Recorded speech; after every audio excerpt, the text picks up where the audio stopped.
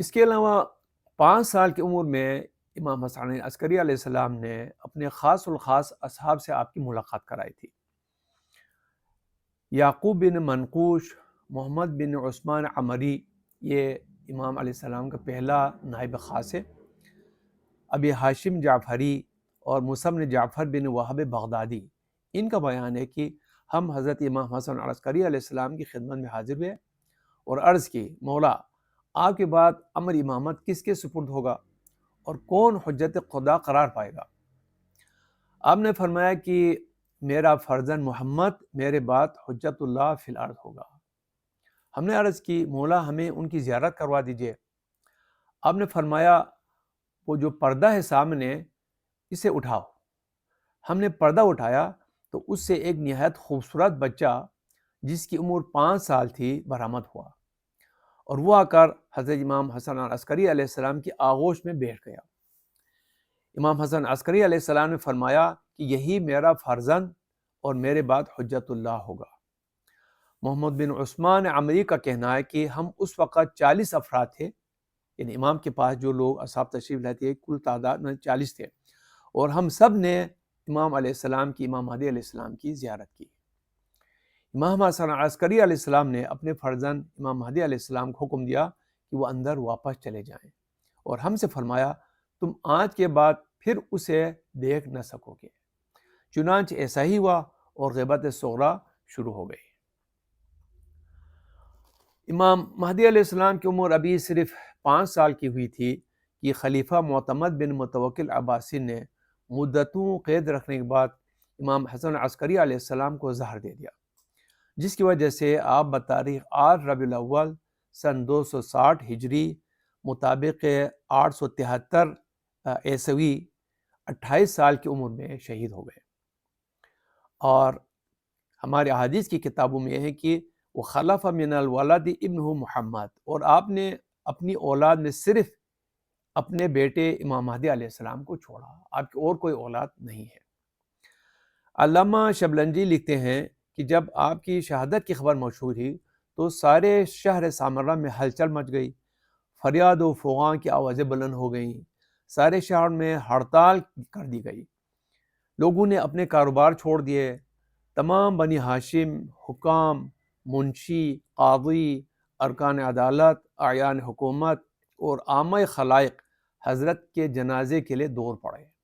اس سے اندازہ ہوتا ہے کہ ائمہ کی عقیدت لوگوں کے دلوں میں کس حد تک بیٹھی ہوئی تھی۔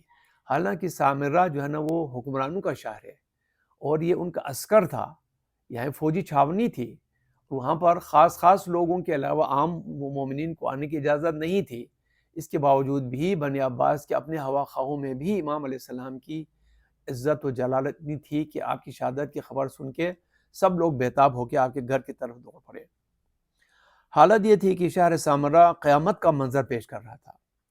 تجہیز اور نماز سے فراغت کے بعد آپ کو اسی مکان میں دفن کر دیا گیا جس میں آپ سے پہلے حضرت امام علی نقی علیہ السلام مدفون تھے۔ اب امام حسن عسکری علیہ السلام کی شہادت کے بعد ہی سے پھر غیبت صغریٰ کا جو دور شروع ہو جاتا ہے۔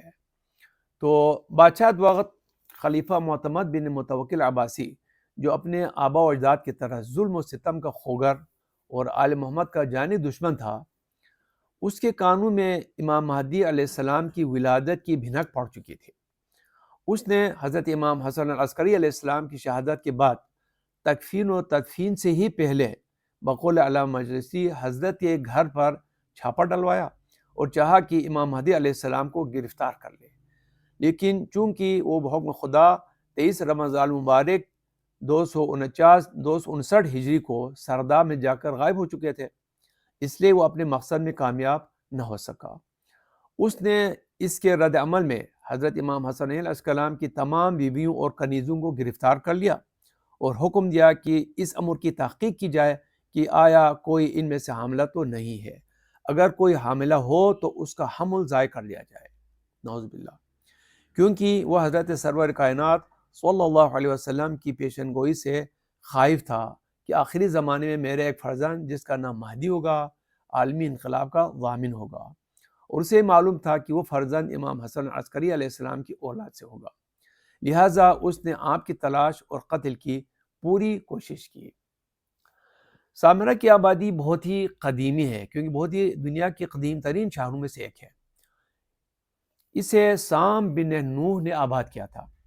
اس کا اصلی نام کہا جاتا ہے کہ سام راہ تھا، جو بعد میں سامرا ہو گیا۔ آب و ہوا کی عمدگی کی وجہ سے خلیفہ معتصم نے اسے فوجی کیمپ بنا کر آباد کیا تھا اور اسی کو دارالسلطنت بھی بنا دیا تھا۔ اس زمانے میں سامرا شہر کی آبادی 8 فرسخ لمبی تھی۔ ایک فرسخ 5.5444 میٹر ہوتا ہے، یعنی 5.5 میٹر ہوتا ہے۔ تو اس لیے 8 فرسخ تقریباً 5.5 کلومیٹر ہوتا ہے، تو 8 فرسخ تقریباً 44 کلومیٹر بنتے ہیں، تو یعنی 44 کلومیٹر لمبا جو ہے نا چوڑا شہر تھا یہ۔ اس نے اسے نہایت خوبصورت شہر بنایا تھا، اس لیے اس شہر کا نام اس نے سر من رعا لکھا، یعنی جس نے دیکھ لیا وہ خوش ہو گیا، یعنی وہ شہر جسے جو بھی دیکھے خوش ہو جائے۔ اس شہر کے ساتھ فوج کی چھاونی تھی، جسے عربی میں عسکر کہتے ہیں۔ بنی عباس کے خلفاء امام علی نقی علیہ السلام اور امام حسن عسکری علیہ السلام کو انہوں نے فوجی چھاونی میں ان حضرات کو رکھا تھا، تاکہ آپ حضرات کی ہر وقت نگرانی ہوتی رہے۔ تو ہم آج کی اصطلاح میں ابائسو نے گویا آپ حضرات کے مکان کو ہی آپ حضرات کے لیے سب جیل بنایا ہوا تھا۔ امام حسن عسکری علیہ السلام نے دلیل بن یعقوب نصرانی سے ایک مکان خرید لیا اور اس میں رہائش اختیار کی تھی۔